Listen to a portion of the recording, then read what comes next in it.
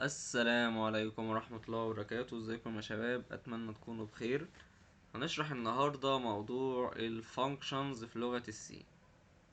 عايزك تعتبر ان الفانكشن عبارة عن ماشين، آلة زي الآلة الحاسبة كده. الآلة الحاسبة انت بتتعامل معاها ازاي؟ بتدخلها شوية inputs.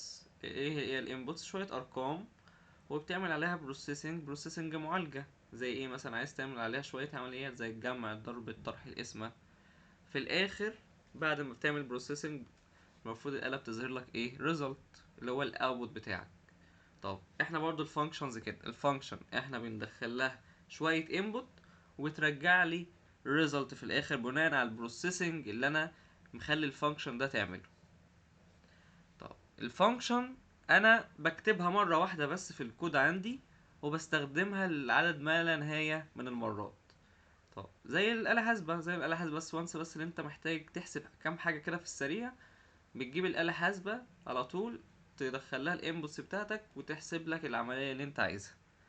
فهي سريعة وسهلة وتستخدمها عدد لا نهائي من المرات.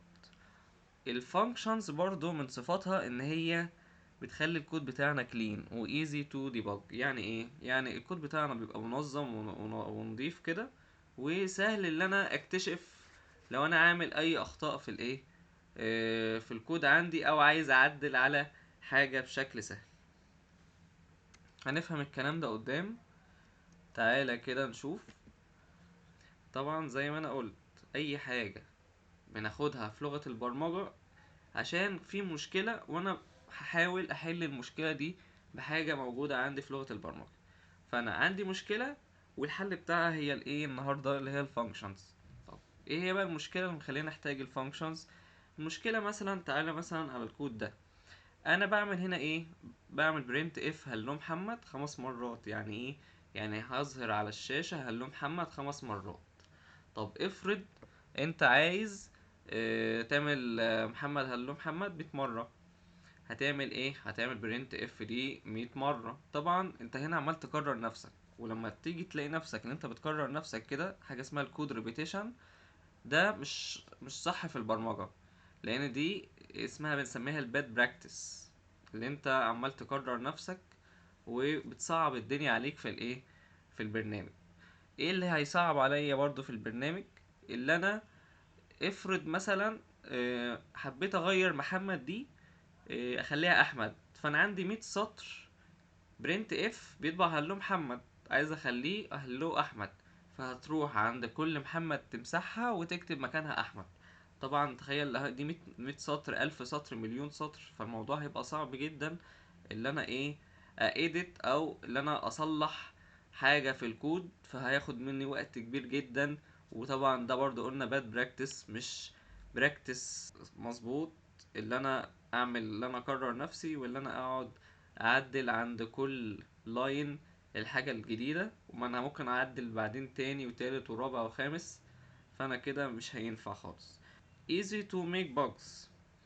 اللي انت وانت بتكتب، عمال تكتب برنت اف هلوك محمد هلو محمد هلو محمد، عمال تكرر نفس الكود، ايا كان الكود عمال تكرره اكتر من مرة.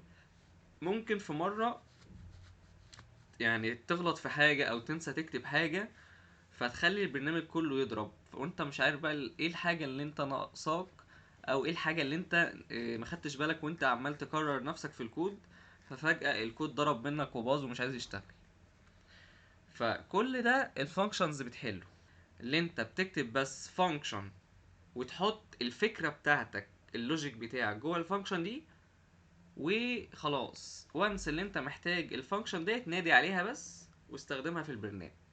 يعني زي مثلا برنت اف هلو محمد، انا هخلي فانكشن تطبع لي كلمة هلو بس لما ابعت لها انبوت اسمه محمد، ولما ابعت لها انبوت اسمه احمد. بناء على الانبوت اللي انا هبعته، هي هتطلع لي النتيجة دي هتبقى عبارة عن ايه؟ هلو زائد اسم الشخص اللي انا بعته كانبوت، زي الآلة الحاسبة كده. لما ابعت لها انبوت وعايزها تنفذ لي لوجيك معين، حاجة معينة انا عايزها تنفذها على الداتا دي، اللي هي مثلا تجمع او تطرح او تضرب. برضو الفانكشن عايز ابعت لها انبوت مثلا اللي هو زي اسم، والاسم ده هي بس تحط جنب الاسم دوت هلو. بس هي دي الفانكشنز. تعالى بقى نكمل. يبقى قلنا الفكرة ان انا بيبقى عندي مجموعة من الانبوتس. زي ايه الانبوتس؟ زي ممكن يكون ارقام، ممكن يكون تكست نص، ممكن يكون array فيها شوية values وعايز اطبق عليها function معينة، وفي الاخر طبعا هطلع result. زي مثلا المثال دوت، لو انا عايز ادخل 4 واحسب السكوير، انا عايز ابني فانكشن بتحسب لي السكوير، فانا هبعت الاربعة دي كانبوت، والفانكشن دي هترجع لي السكوير بتاعها اللي هو كام؟ اللي هو 16. تعال نكمل. في انواع في الفانكشنز، هما في نوعين. النوع الاولاني اللي هو البيلت ان فانكشن، والنوع التاني اللي هو يوزر ديفايند فانكشن. ايه هي البيلت ان فانكشنز؟ بيلت ان فانكشنز ديت اللي احنا بنكتبها من اول ما بدأنا لغة البرمجة في لغة السي. زي ايه؟ عندنا البرنت اف. البرنت اف دي فانكشن جاهزة. ايه وظيفتها؟ اللي انا بس بحط ما بين الاقواس بتاعتها إيه، مثلا علامات تنصيص، واحط التكست اللي انا عايز اظهره على الشاشة، او اطبع فاليو معينة، فكنت بعمل مثلا برسنتج دي كوما واسم المتغير. فدي فانكشن جاهزه. فانكشن جاهزه دي في مبرمج او في ديفلوبر بتاع اللغه هو عملها لك جاهزه، انت بس بتنادي عليها وتستخدمها في المين فانكشن بتاعتك. طب يعني البرنت اف دي موجوده فين؟ انت لما جيت تسطب لغه السي على جهازك، في فايل كده وانت بتسطب اللغه اسمه stdio.h. ال stdio.h ده موجود فيه الفانكشن الجاهزه اللي اسمها ايه؟ برنت اف. عشان كده لما بنيجي نبدا اي برنامج ونكتب هاش انكلود stdio.h، البرنت اف موجود جوه الفايل ده، انت بس اكتب السطر ده وهو هيخليك تتيح استخدام الايه؟ البرنت اف فانكشن بتاعتك دي. برضو عندي السكان اف، وعندي حاجه برضو اسمها السكوير روت، دي موجوده في فايل اسمه mass.h، فانا هضطر ان انا اروح اكتب هاش انكلود mass.h عشان اعرف استخدم الفانكشن اللي اسمها سكوير روت. طبعا الفانكشن اللي اسمها سكوير روت دي ما بين الاقواس بتاعتها ببعت لها الفاليو اللي انا عايزها احسب لها الايه؟ السكوير روت بتاعتها. يبقى وانس بس اللي انا بكتب في الهيدر اول حاجه في البرنامج فوق هاش انكلود واسم الملف اللي هو stdio.h، واقدر اتيح استخدام البرنت اف والسكان اف والسكوير روت زي ما انا عايز في الكود عندي.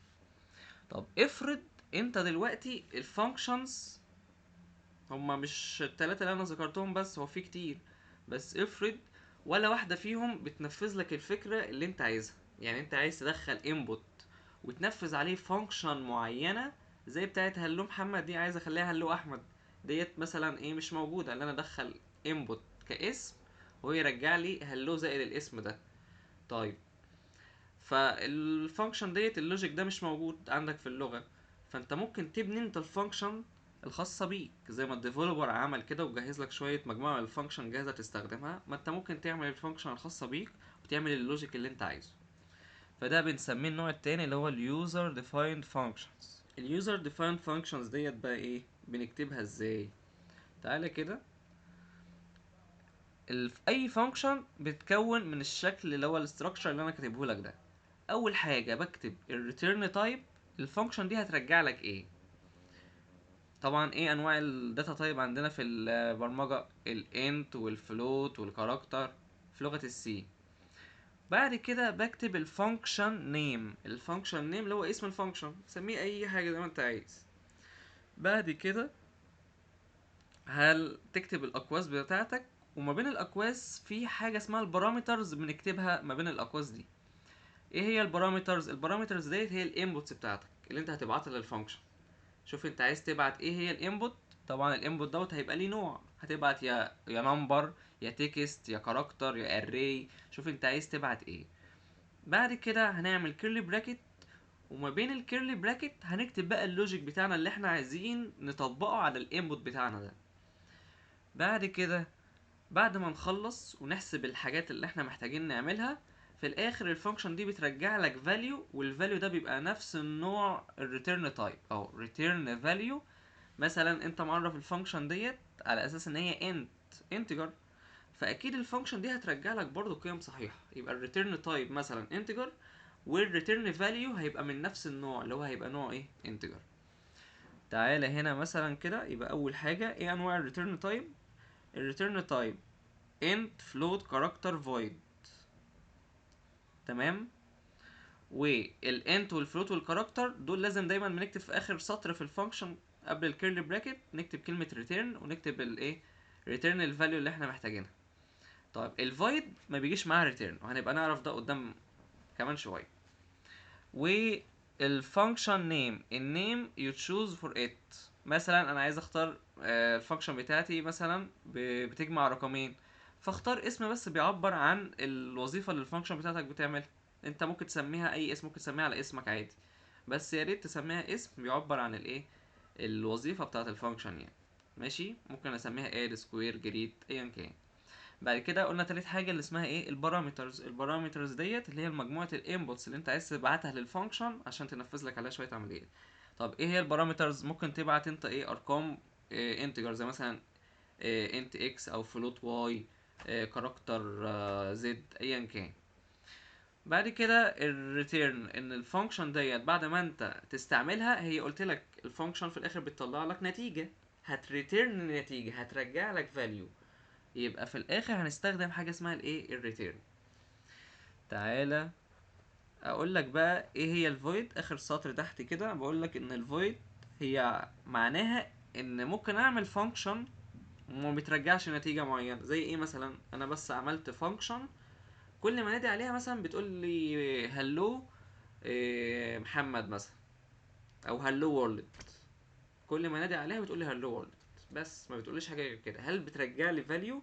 ما بترجعليش فاليو. ليه؟ لان انا ما بعتلهاش حاجه انها تعمل عليها عمليه حسابيه مثلا او اي عمليه وفي الاخر رجعت لي قيمه، ما غيرتليش حاجه. فاهمين؟ ما بعتلهاش فاليو او مجموعه من الانبوتس وفي الاخر عملت عليها شويه اوبريشنز وفي الاخر رجعت فاليو. لا، انا بس وانس اللي انا بنادي على الفانكشن ومثلا الفانكشن دي مثلا بتعمل لي برنت اف على الشاشه حاجه معينه، فانا ما رجعتش حاجه، انا مش عايز ارجع ايه فاليو معين. زي البرنت اف فانكشن كده. البرنت اف فانكشن دي انا بس ببعت لها تكست وهي بتعرضه لي على الشاشه بس. تعالى كده اول مثال معانا، عايز اعمل فانكشن اسميها سي هلو. سي هلو ديت ولا ببعت لها انبوتس ولا بترجع لي فاليو ولا اي حاجه. ليه؟ لان انا بس مجرد عايز كل ما اناديها تطبع لي هلو وورلد على الشاشه، ترجع لي بس ريزلت كده بتقول لي هلو وورلد او هلو محمد ايا كان انا عايز اقول لها تكتبي هلو ايه. طيب فانا اول حاجه بكتب الفانكشن ازاي؟ قلت لك بنكتب الاول الريتيرن تايب. هل الفانكشن دي هترجع لي حاجه؟ لا. فالريتيرن تايب نوعه هنا ايه؟ فويد. هكتب فويد وهكتب اي اسم الفانكشن انا عايزه. انا عايز اسميها مثلا سي هلو. بعد كده اعمل الاقواس بتاعتي. الاقواس بتاعتي دي اللي انا بحط ما بينها البارامترز. البارامترز اللي هي بتمثل لي الانبوت اللي داخله للفانكشن، انا مش عايز ادخل اي انبوتس. طيب بعد كده هعمل سيمي كولون. طيب هاجي جوه المين بتاعتي وهنادي على السي هلو اللي انا عملتها حالا دي، هنادي عليها. طب سي هلو دي بتعمل حاجه؟ هل انت هنا فوق عرفت ان هي بتعمل لوجيك معين؟ لا. هنعرف اللوجيك بتاعها بقى ازاي؟ تعالى هنا كده بعدين بعد الاقواس بتاعه المين هنا هنيجي نعرف السي هلو. طب هنكتب void say hello وبعد كده الاقواس بتاعتي. بعد كده هعمل كيرلي براكت. ما بين الكيرلي براكتس حدود الكيرلي براكتس بتاعت الفانكشن اللي اسمها say hello هحط اللوجيك اللي انا عايز اطبقه. عايز اعمل ايه لما انادي على say hello؟ انا بس عايز اعمل برنت اف hello محمد. فانا لما جيت انادي على say hello هنا اول مره، فالبرنامج بتاعي ده لما يشتغل هيلاقيني بنادي على say hello هيطبع لي كلمه hello محمد على الشاشه. طب انا ممكن استخدم الفانكشن زي ما انا قلت لك الاله الحاسبه، ممكن استخدمها براحتي في اي وقت. بس اللي انا اجيب الاله الحاسبه استخدمها في اي وقت وابعت لها الانبوتس اللي انا عايزها. برضو سي هلو ما انا ممكن استخدمها زي ما انا عايز عدد لا نهائي من المرات. اهو ناديت على السي هلو تاني فطبعا هيطبع لي ايه هلو محمد تاني. هلو محمد اهو مرتين عشان انا ايه ناديت عليها مرتين. تعالى كده نطبق الكود ده عندنا في الديف. هنيجي في برنامج الديف عندنا هنا كده قبل المين هعرف الفانكشن بتاعتي.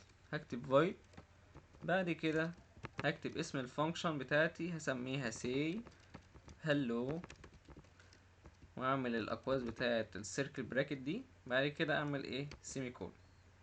طيب بعد الاقواس بتاعت المين بتاعتي هاجي اعرف الفانكشن هي بتعمل ايه. فانا هاجي اكتب اسمها تاني hello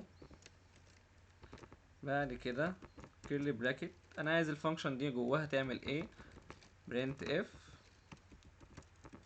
هلو محمد، بعد كده سيمي كون. بعد كده هنادي على الفانكشن بتاعتي اللي انا عملتها، هعمل سي هلو بعد كده سيمي كون. تعالى نعمل رن.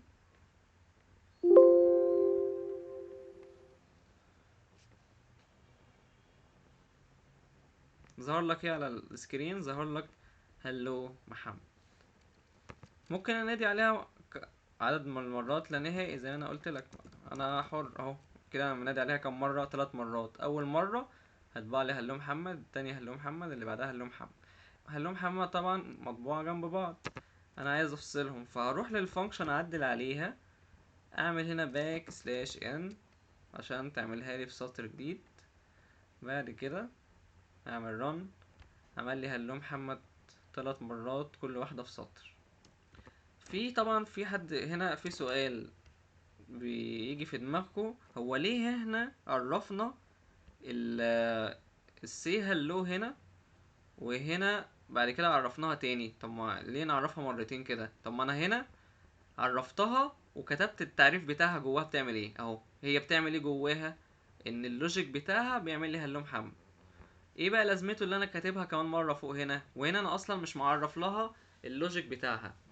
هنا الجزء ده بس بنسميه بروتوتايب كده، ان الشخص اللي هيبقى يجي يستخدم البرنامج بتاعي، طبعا البرنامج بتاعي هيبقى مشروع كبير جدا، هيبقى فيه فانكشنز كتيره جدا، فانا بس عايز اكتب الهيدر بتاع الفانكشن فوق، هكتب بس اسم الفانكشن فوق والنوع بتاعها، عشان الشخص اللي هيجي يستخدم او يعدل على البرنامج بتاعي، زميلي اللي معايا في الفريق، هيشوف بس اللي انا ايه مجموعه الفانكشنز اللي انا كاتبها في البرنامج.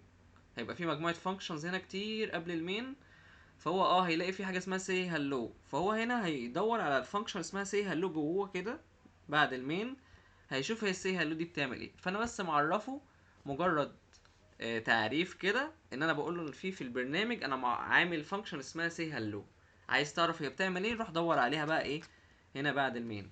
طبعا انا ممكن اكتب الفانكشن ديت برضو عادي في اي مكان، هي اهم حاجه الفانكشن دي تتكتب بره المين، يعني ممكن اخد الفانكشن دي اكتبها هنا عادي جدا براحتي، اهم حاجه يا اما قبل المين يا بعد المين. طبعا انا احبذ اللي هي طبعا بعد المين، لان انا عايز اسيب المكان اللي قبل المين ده ايه للمسميات الفانكشنز اللي متعرفه عندي في البرنامج، عشان الشخص اللي هيجي يكتب الكود بعدي يبقى عارف ايه الفانكشنز اللي انا معرفها عندي في البرنامج.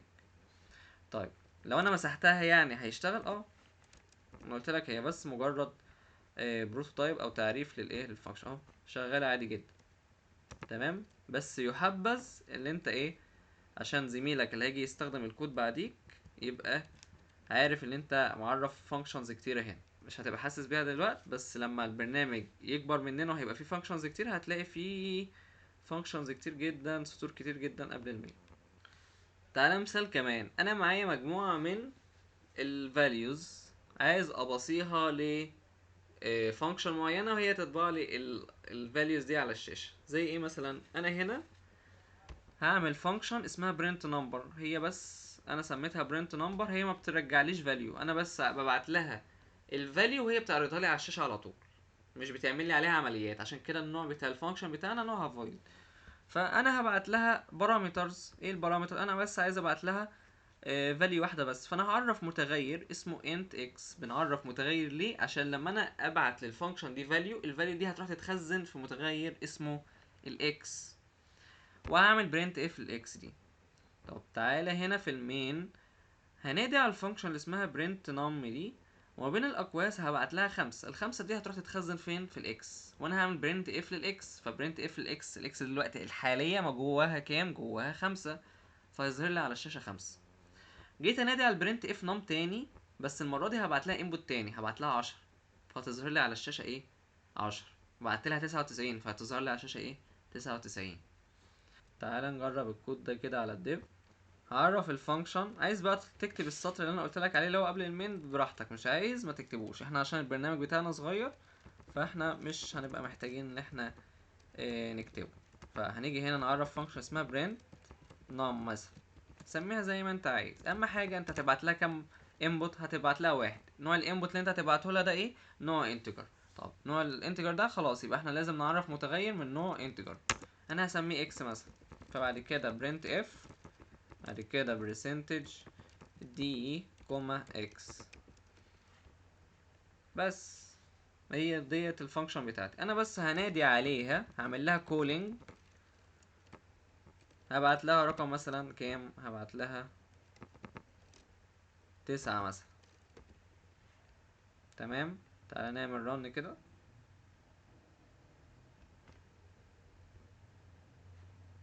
طبعا ما اشتغلش ليه؟ احنا مسمينها هنا سوري، احنا مسمينها print num. لازم اكتبها بنفس الاسم كده اهو. ظهرت لي كام على الشاشة؟ ظهرت لي 9. طيب عايز اظهر اي رقم تاني، تعالى نبعت لها اي رقم تاني وهي هتعرضه لي على الشاشة اهو. نعمل print بعد كده ايه 10 اهو، 9 و10. طبعا هما جنب بعض فانا عايز افصلهم عن بعض. هنيجي بعد البرسنتج دي اللي في الفانكشن بتاعتي هعمل باك سلاش ان بس، وهعمل كده ايه رن، و9 و10 اهي. هنا مثلا انا عايز اعمل بقى فانكشن. المره دي الفانكشنز اللي فاتت انا ما كنتش برجع فاليو. تعالى نجرب بقى نعمل فانكشن بترجع فاليو.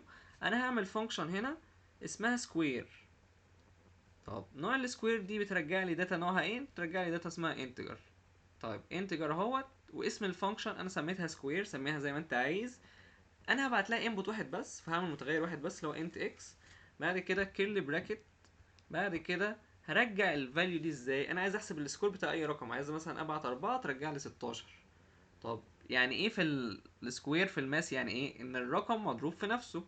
فانا ممكن اعمل ريتيرن واعمل اكس في اكس، يبقى الاكس اللي انا هبعتها، هبعت 4 هتتخزن في الاكس، فهنا هيقول لي 4 في 4، هيبقى الريتيرن دي هترجع لي الريزلت كام؟ 16. تعالى هنا كده اهو، يبقى انا في المين هاجي انادي على الفانكشن اللي اسمها سكوير وابعت لها 4 كانبوت ليها، وهي هترجع لي 16. طب انا 16 اللي رجعت لي هترجع لي في المين بقى، خلاص هي بقت هنا عندي في المين، بس انا مش ماسكها، محتاج اخزنها عشان لو حبيت اعرضها او استعملها في اي عمليات بعد كده. فانا لما ال 16 ترجع لي محتاج اعرف متغير هسميه اي حاجه، اسميه هنا مثلا ريس او اكس او واي، ايا كان الاسم اللي انا عايز اسميه هنا، بحيث ان انا الريزلت او النتيجه اللي هتظهر لي هستقبلها واخزنها عند المتغير اسمه res ده. بعد كده هعمل برنت اف، ده بس السطر ده المفروض يجي هنا، ماشي مش مهم. هنعمل برنت اف برسنتج دي والحاجه المتخزنه جوه المتغير اسمه res ده. تعالى كده نجرب. هعرف الفانكشن بتاعتي هتبقى نوعها integer، وهنسميها اسم جديد، نسمي الفانكشن بتاعتي اسمها سكوير. بعد كده خليها يخش لها انبوت واحد بس. بعد كده ايه اللوجيك اللي انا عايز اطبقه على الفانكشن دي؟ اللي انا اعمل اكس في اكس سيمي كولون. يبقى هاجي انادي على الفانكشن دي سكوير، بعد كده هبعت لها 4 مثلا. بس كده انا ناديت على الفانكشن، كده هي هترجع لي 16. طب هل ال 16 دي هتظهر لي على الشاشه؟ ما احنا عارفين الفانكشن الوحيده اللي بتظهر اي حاجه على الشاشه اللي هي البرنت اف. طب انا هعمل كده ازاي؟ ممكن اجي هنا بالبرنت اف واعمل برسنتج دي كوما، همسح الفانكشن بتاعتي اللي اسمها سكوير دي. مش هي هترجع لي فاليو؟ ممكن انا هي لما ترجع لي فاليو، الفاليو بتاعت ال 16 هنا خلاص، يعني كل ده هيستبدل بالفاليو اللي رجعت اللي هو كام؟ 16. فانا هنا كده ممكن اعرض برنت اف لل 16 على طول اهو. يبقى دي طريقه مختصره. طب افرض انت عايز تحتفظ بالفاليو دي تخزنها في متغير، يبقى تيجي هنا هنعرف متغير نسميه اي حاجه، ممكن نسميه زد مثلا، وهاخد الفانكشن دي وهنادي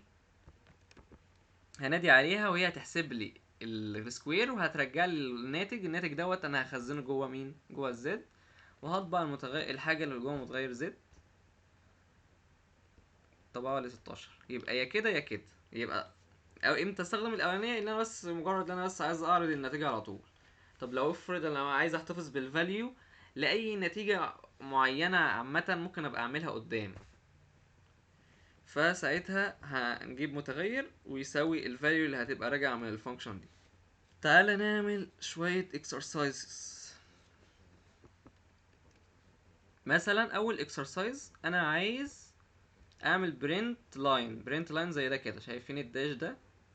طب تعالى كده اللي انا مثلا ايه انادي على اللي هو يعمل لي سطور بالشكل الداش ده 3 مرات. تعالى هعمل فانكشن نوعها void، هي بس بتظهر لي شكل سطر لاين كده عامل شكل الداش. هسمي الفانكشن بتاعتي دي برنت لاين بس. ممكن برنت لاين دي اعمل بقى ايه، اعمل برنت اف، بعد كده اعمل ايه شكل الداش. تمام. بس ممكن بقى اجي انادي على الفانكشن دي عندي في المين، بعد كده اعمل سيمي كول. تعالى كده لما نعمل رن عمل لي داش داش داش اهي. طب ممكن مثلا اجي هنا كده واعمل كده واعمل كده واعمل كده، كده هيطبع لي كام داش لاين؟ 4. بس طبعهم لي كلهم جنب بعض، يبقى احنا محتاجين نعمل باك سلاش ان هنا. عملهم لي اهو كده. طيب تمام. في طريقة تانية احسن طبعا بكتير. انا لو عايز اعمل ايه، اعمل البرنت اف الداشات دي بس بشكل الفور لوب. يعني نيجي نعمل انت اي هنا، بعد كده فور، بعد كده الاي بتبدأ مثلا من 1 واي اصغر من او بيساوي 10. كده اللوب بتاعتي هتلف 10 مرات. بعد كده هعمل برنت اف ايه،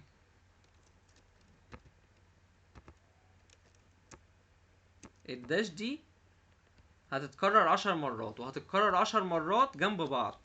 طب بعد ما الفور لوب بتاعتي تخلص هعمل برنت اف باك سلاش ان. طب انا هنا خلينا نمسح دي كده عشان اوريك الشكل. يبقى لما اجي انادي على البرنت لاين بتاعتي، الفانكشن اسمها برنت لاين جواها فور لوب. الفور لوب دي هتتكرر 10 مرات وهتطبع لي الشكل اللي هو الداش ده. تعالى كده اهو، طبعت لي الداش 10 مرات وعملت لي ايه، لو خدت بالك عملت لي سطر جديد اللي هو السطر الفاضي ده. تعالى كده ننادي على البرنت لاين كمان مره وكمان مره، يبقى كل ما هنادي عليها هتعمل لي فور لوب 10 مرات ان الشكل ده هيتطبع جنب بعضه طبعا 10 مرات. طبعا طبع جنب بعضه ليه 10 مرات؟ لان طبعا مفيش باك سلاش ان هنا واللوب عندي من 1 ل10. دي بقى ايه، ممكن مثلا هنا اعمل اي حاجه. ممكن اعمل برنت اف مثلا هنا واكتب محمد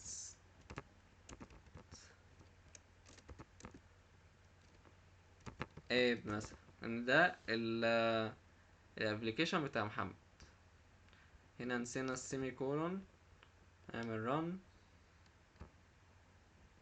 ماشي، نسينا نعمل باك سلاش ان هنا.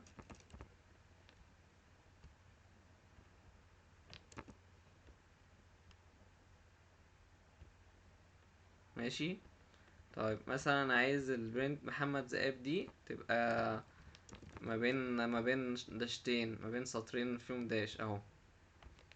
اي حاجه بقى انت، اي شكل انت عايز تعمله وانس، بس اللي انت محتاج اللي انت بتبني شكل البرنامج بتاعك ومحتاج تعمل سطور فيها داش اهو. مثلا انت مش عاجبك بقى الايه الفكره بقى من الفانكشن، اللي انت مش كل شويه هتاخد الفور لوب دي تقعد تكررها في المين هنا. يعني كان الفانكشن حلت المشكله دي، بدل ما انا ايه كل شويه اعمل كده.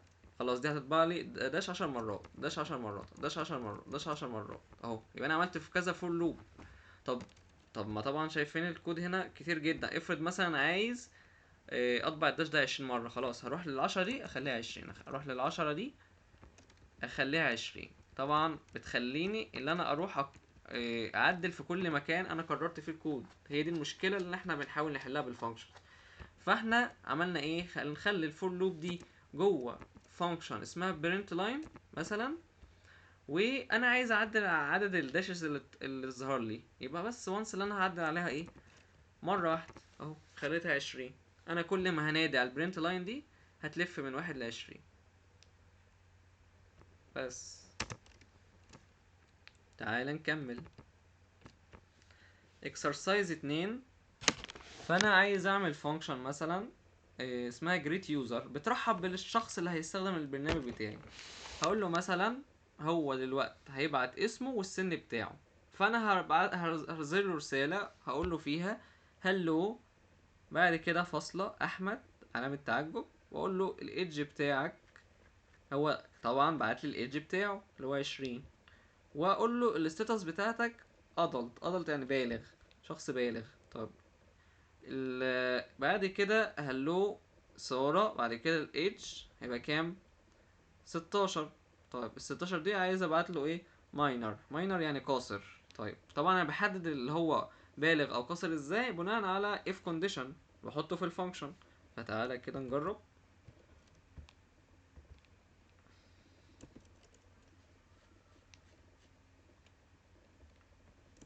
هسمي الفانكشن بتاعتي جريت يعني برحب باليوزر بتاعي، جريت يوزر.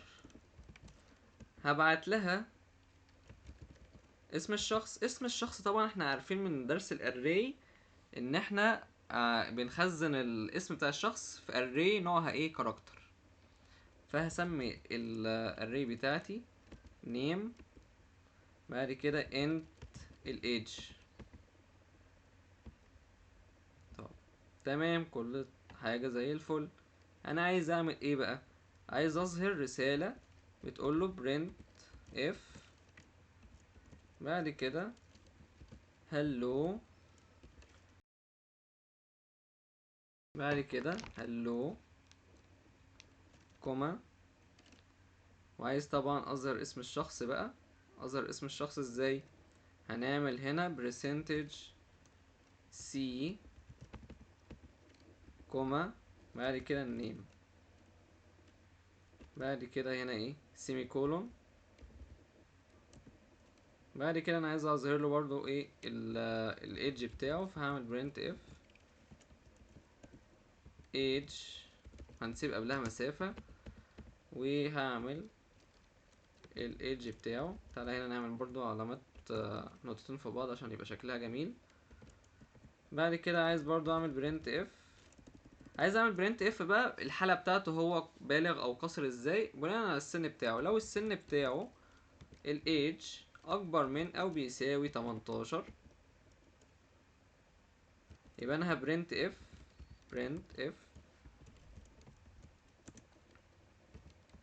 من الحالة بتاعته ان هو ايه؟ adult. لو حاجة تانية، لو اقل من كده بقى او اي كيس تانية، هنعمل ايه؟ print if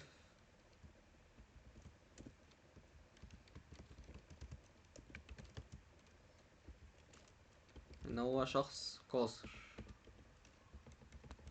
تعالى هنا كده.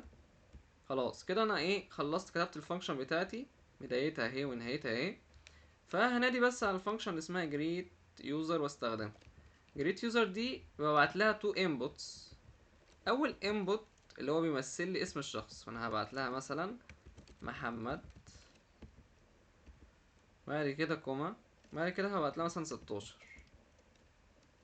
تعالى كده نشغلها. وهنا ما طبعش الاسم ليه بقى؟ عشان حرف السي هنا هنخليه اس عشان يطبع لي السترنج كامل، التكست كامل. تعالى كده نجرب اهو. هلو محمد، الايدج بتاعك 16، السيرس طبعا بتاعتك ان انت قاصر. عايزين نعمل بس برسنتج باك سلاش ان عشان نفصل بس الحاجات عن بعضها. بس هلو محمد ايدج 16، الستاتس بتاعتك ان انت قاصر. وتعالى برضو نعمل علامة التعجب، برضو شكلها جميل. بس عملنا الايه؟ عملنا البرنامج بتاعنا. انا عايز بقى استخدم نفس، شفت كل الكود ده بدل ما نقعد نكرره، هنقعد نكرره طبعا كل شويه في المين. لا، طب ما انا احطه في فانكشن، والفانكشن دي بس انادي عليها واغير البارامترز اللي انا محتاجها. يعني مثلا اهو، وابعت انبوتس جديدة عادي جدا، وهو بناء على الانبوتس ديت هيغير الايه، الحاجة اهو. هنا مثلا هلو احمد، هنا احنا محتاجين نعمل ايه؟ كنا محتاجين مثلا نعمل print if مثلا هنا باك سلاش ان عشان نعمل بس سطر جديد، عشان الحاجة اللي بعد كده ايه، هلو احمد والايدج 20 والحالة بتاعته اللي هو ادلت اللي هو إيه شخص بالغ. اكسرسايز 3، انا عايز اعمل فانكشن ابعت لها بس الفاليو، ابعت لها فاليو معينة وتقول لي ان الفاليو دي ايفن ولا اود. ازاي؟ هنيجي هنا كده هعرف فانكشن اسمها is even، وعايزة ترد عليا تقول لي print even number او print if ايه odd number. طبعا يبقى الفاليو دي ايه كده، مفيش فاليو هترجع، هو بس هيعرض لي نص على الشاشة، فهيبقى نوع الفانكشن بتاعتي ايه void. طبعا هبعت لها رقم واحد بس، وبناء على كده الرقم ده انا عايز اشيك عليه بالاف كونديشن.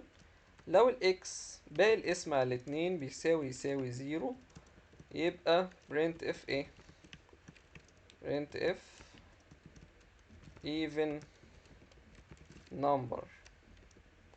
لو الشرط ده متحققش يبقى else print if odd number. تعالى كده ننادي على الفانكشن اللي احنا عملناها. تعالى بقى نجدد في الفانكشنز بتاعتنا شوية. ممكن اعمل ايه؟ ممكن اعرف متغير اسميه اكس مثلا، واعمل print if enter a value. خلي الموضوع دايناميك ان الشخص هو يدخل الفاليو، بدل ما احنا كنا بنكتب ما بين اقواس الفانكشن الفاليو على طول، لا خلي الشخص يدخل الفاليو. ونعمل scan if percentage دي، بعد كده كوما، بعد كده رمز الاند اكس. بعد كده خلاص كده هخلي الشخص يدخل الفاليو، والفاليو بتاعته هتروح تتخزن جوه الاكس. فهنادي على الفانكشن بتاعتي اللي اسمها is even، وهبعت لها الاكس ده هو ده الفاليو اللي انا عايز اتشيك عليه هل هي even ولا odd. تعالى نعمل run. ابعت مثلا 8، قال لي ان الرقم ده even. تعالى نشغل البرنامج تاني. ابعت مثلا 9، قال لي الرقم ده odd.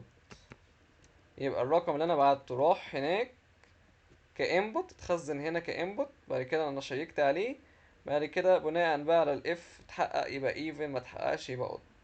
اكسرسايز 4، لو انا عايز ابني كالكوليتر صغيرة اعملها ازاي؟ تعالى كده، سهلة.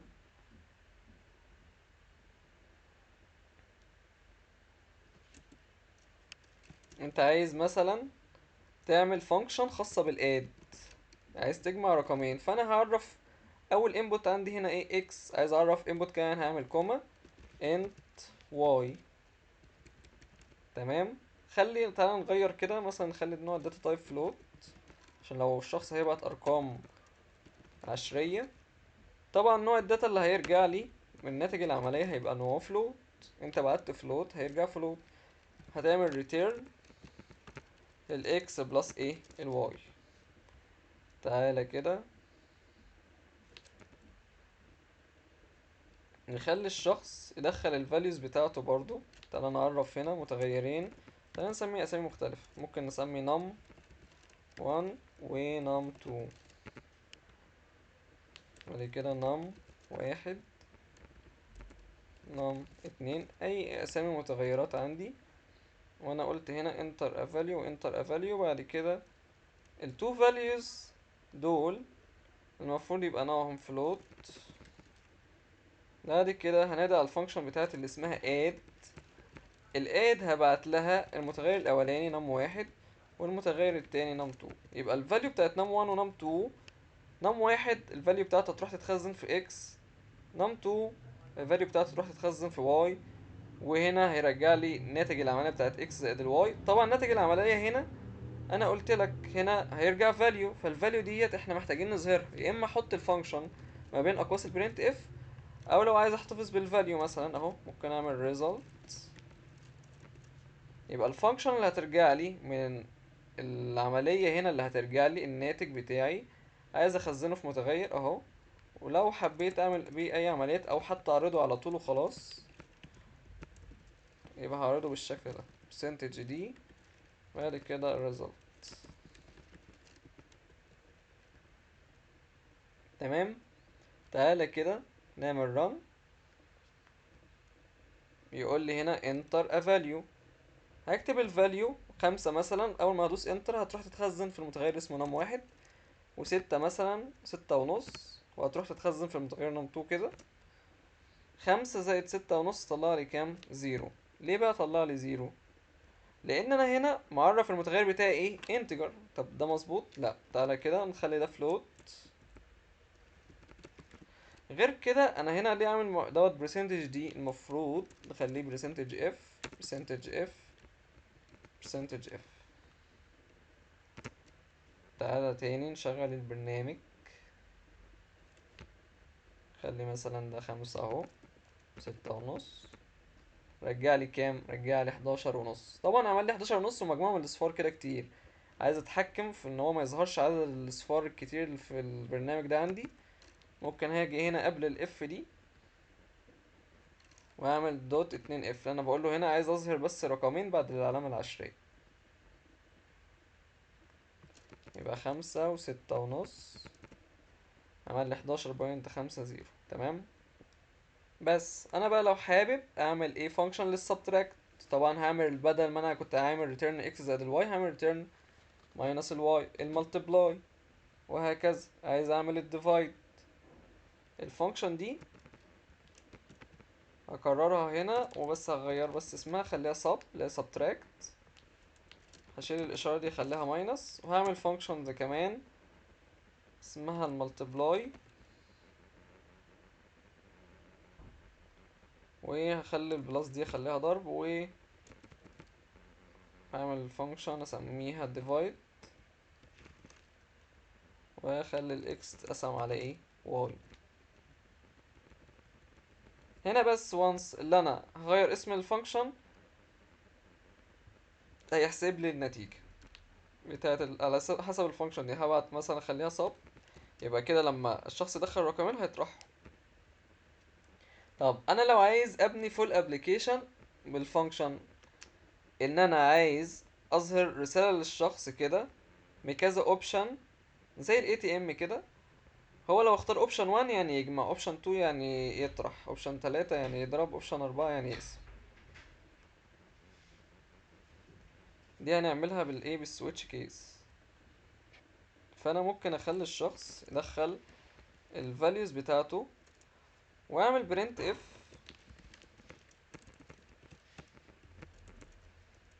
برسنتج دي، بعد كده كوما مثلا او بي.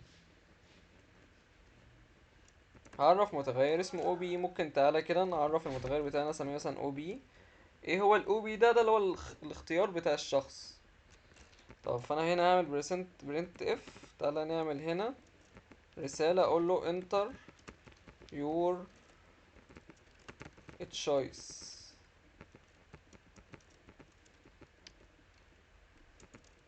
ماشي. ممكن هنا بقى اظهر له كذا برنت اف، اقول له لو انت طبعا واحد بالنسبة لك يعني add،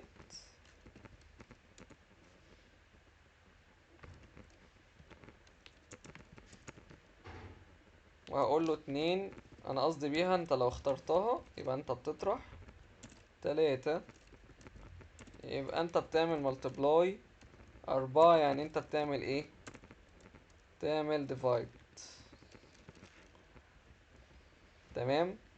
دي قائمة حاجات هتظهر للشخص زي الاي تي ام كده. دي قائمة كده هظهرها للشخص بناء على الاختيار بتاعه. انا هعمل سويتش، الاختيار بتاعه يتخزن جوه متغير اسمه الايه؟ الاو بي. طبعا احنا نسينا نعمل سكان اف، ونعمل برسنتج دي، بعد كده او بي، بعد كده سيمي كولون، بعد كده سويتش او بي، بعد كده كيس رقم كام بقى. لو هو اختار واحد، ده معناته ان انا بقول ان انا بنادي على الفانكشن وابعت لها نم واحد ونم ايه 2، واللي هيرجع منهم هيتخزن جوه متغير اسمه الايه الريزلت. لو هو طبعا اختار اي فاليو تانية غير الاربعة، لو فاكرين الديفولت،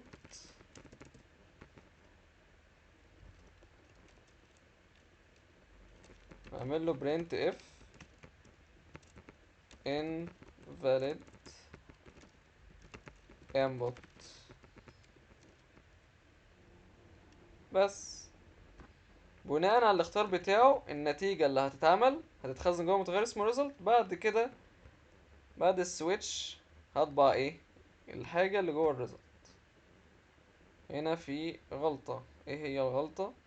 هنا بس بيقول لي هنا بس بيقول لي ان انا معرف الريزلت اكتر من مرة، فتعالى نعرفها مرة واحدة بس. هنا كده نعمل سيمي كولون. طبعا لسه واخد بالي سكان اف في هنا رمز الاند منساهوش عشان الكود بتاعنا يشتغل بشكل سليم.